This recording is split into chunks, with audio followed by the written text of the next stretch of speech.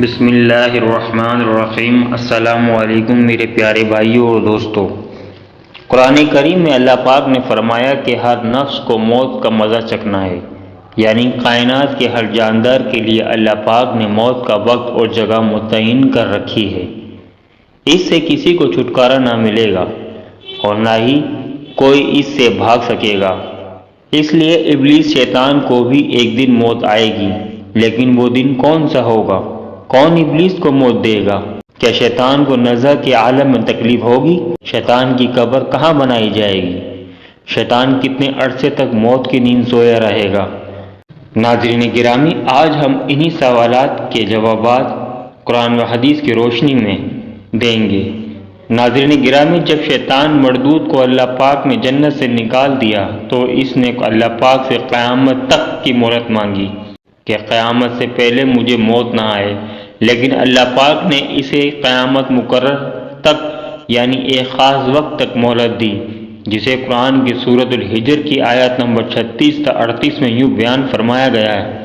اس نے کہا، اے پروردگار، لوگوں کے زندہ کیے جانے تک مجھے مہلت دے۔ فرمایا، تجھے مہلت دی جاتی ہے وقت معلوم تک کے لیے۔ سورۃ الحجر 36 تا 38۔ ناظرین گرامی، وقت معلوم کو مفسرین نے نفع اولا لکھا ہے، یعنی جب حضرت اسرافیل علیہ السلام پہلی دفعہ سور پھونکیں گے، قیامت کی نشانیاں جب پوری ہو جائیں گی تو مومنین کی بغلوں میں سے ایک پیاری سی خوشبو دار ہوا گزرے گی، جس سے تمام ایمان والے وفات پا جائیں گے، اور پھر اس کے بعد 40 سال کا زمانہ گزرے گا اور جس میں کوئی بچہ پیدا نہ ہوگا، یعنی ہر انسان کی کم سے کم عمر 40 سال ہوگی۔ مسلمان چونکہ مر چکے ہوں گے، اس لیے زمین پر صرف مشرک و کفار رہ جائیں گے۔ تفسیر دلمنشود صفحہ نمبر 5 تا 71 پر لکھا ہے کہ جب مومنین کی وفات کو 40 سال گزر چکے ہوں گے تو پھر حضرت اسرافیل علیہ السلام پہلی دفعہ سور پھونکیں گے، جسے نفع اولا بھی کہتے ہیں۔ شروع میں اس کی آواز نہایت کم ہوگی کہ لوگ کان لگا کر سنیں گے، پھر یہ بڑھتی بڑھتی اس قدر زیادہ ہو جائے گی کہ کانوں کے پردے پھٹ جائیں گے، ان کے نتنوں سے پیپ بہنا شروع ہو جائے گی اور لوگ مر جائیں گے۔ انسان، جن، فرشتے، یہاں تک کہ شیطان ابلیس کو بھی اس نفع اولا کے وقت موت آ جائے گی۔ اس کے 40 سال بعد حضرت اسرافیل علیہ السلام دوسرا سور پھونکیں گے تو پھر تمام مردے زندہ ہو جائیں گے اور قیامت قائم ہوگی اور میزان لگے گا، یعنی نفع اولا کے وقت ابلیس کو موت آ جائے گی اور نفع اولا اور نفع ثانیہ کے مابین 40 سال کا عرصہ ہوگا، اور یہ کہ ابلیس 40 سال تک مردہ رہے گا۔ آئیے اب اس بات پر روشنی ڈالتے ہیں کہ ابلیس کو موت کیسے آئے گی اور وہ یہ 40 سال مردہ حالت میں کہاں گزارے گا۔ اس سلسلے میں حضرت قعب بن حبار رضی اللہ تعالیٰ عنہ کی ایک مشہور روایت پیش کرتے ہیں۔ حضرت قعب بن حبار رضی اللہ عنہ فرماتے ہیں کہ جب ابو البشر حضرت آدم علیہ السلام کی وفات کا وقت آیا تو وہ پریشان ہو گئے اور اللہ پاک سے عرض کی، اے اللہ، میری موت سے میرا ذلیل دشمن بہت خوش ہوگا، کیونکہ میں مرنے والا ہوں اور وہ قیامت تک زندہ رہے گا۔ اسی وقت مالک الموت حضرت آدم علیہ السلام کی خدمت میں حاضر ہوئے اور فرمایا، اے ابو آدم، آپ وفات کے بعد جنت میں رہو گے، جبکہ ابلیس قیامت تک دنیا میں رہے گا۔ قیامت سے 40 سال پہلے اس کو ایسی موت آئے گی کہ وہ پوری دنیا کے انسانوں کی جتنی موت کی تکلیف برداشت کرے گا، اور پھر جہنم ہی اس کا ٹھکانہ ہوگا۔ حضرت قعب رضی اللہ تعالیٰ عنہ مزید فرماتے ہیں کہ حضرت آدم علیہ السلام مالک الموت سے فرمانے لگے کہ مجھے ابلیس کی موت کا مالک الموت نے ابلیس کی موت کا حال بیان کرنا شروع کیا تو وہ اتنی دردناک موت تھی، حضرت آدم علیہ السلام اپنے آنسو پر قابو نہ رکھ سکے۔ قعب بن حبار رضی اللہ عنہ سے عرض کرنے لگے، ہمیں بھی ابلیس کی موت کا کچھ حال بیان فرمائیے۔ لوگوں کی بے جا فرمائش پر حضرت قعب ابلیس کی موت کا منظر یوں پیش کرتے ہیں۔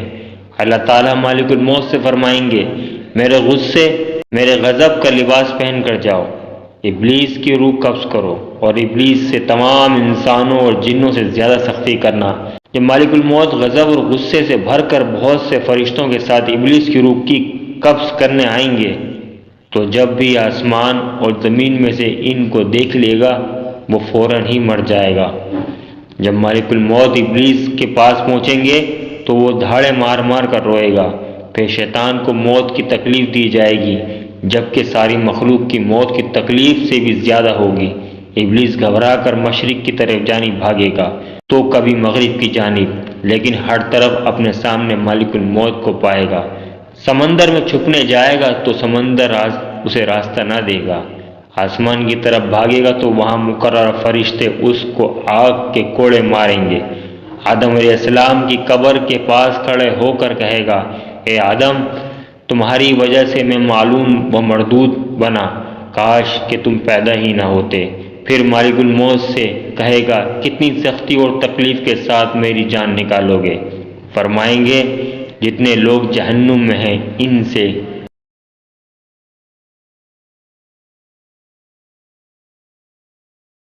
جتنے لوگ جہنم میں ہیں ان سب کی موت سے کئی زیادہ تکلیف اور سختی کے ساتھ۔ یہ سن کر تڑپنے لگا اور چیختا چلاتا ادھر ادھر بھاگے گا اور اسی جگہ پہنچ جائے گا جہاں اس نے جنت سے نکالنے کے بعد پہلا قدم رکھا تھا۔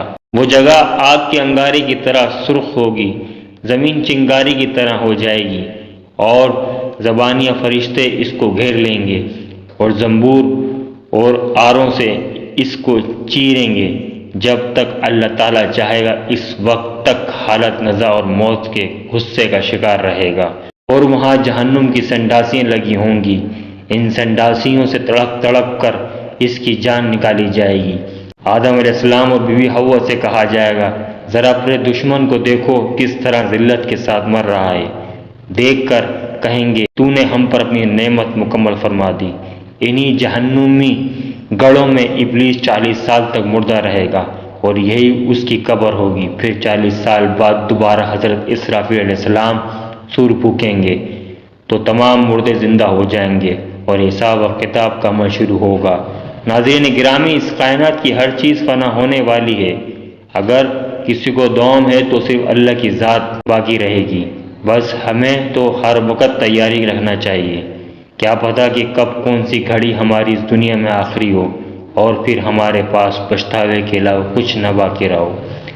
اگر میری آپ کو ویڈیو اچھی لگی تو پلیز میرے چینل کو سبسکرائب کریں، لائک کریں اور شیئر کریں۔ شکریہ۔